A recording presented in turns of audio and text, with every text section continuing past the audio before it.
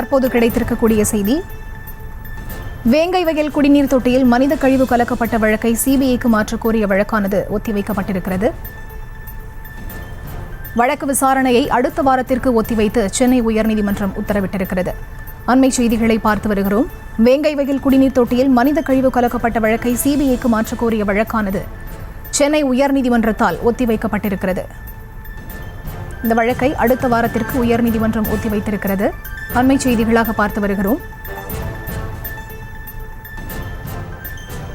இது தொடர்பான முழு விவரங்களோடு இணைகிறார் எமது செய்தியாளர் மதியழகன். அவரிடம் பேசலாம். வணக்கம் மதியழகன், விவரங்களை நீங்க பதிவு செய்யலாம். வேங்கவேல் கிராமத்தில் பட்டியலின மக்களுக்கான நீர்த்தேக்க தொட்டியை அசுத்தம் செய்த விவகாரம் தொடர்பாக சிபிஐ விசாரணை கோரி சென்னை நீதிமன்றத்தில் மனுக்கள் தாக்கல் செய்யப்பட்டுள்ளன.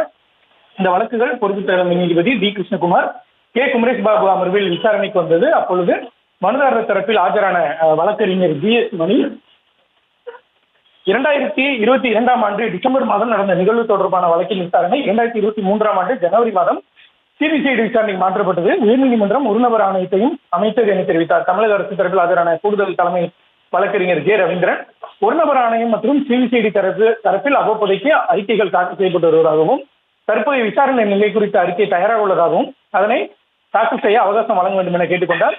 இதனையேற்று விசாரணை அடுத்த வாரத்துக்கு ஒத்திவைத்த நீதிபதிகள் இதே விவகாரம் தொடர்பாக மதுரை கிளையில் நிலுவையில் உள்ள வழக்கு குறித்த விவரங்களையும் தெரிவிக்கும்படி தமிழக அரசுக்கு உத்தரவிட்டனர். விவரங்களுக்கு நன்றி மதியழகன். செய்திகளை உடனுக்குடனும் துல்லியமாகவும் தெரிந்து கொள்ள சப்ஸ்கிரைப் பண்ணுங்க.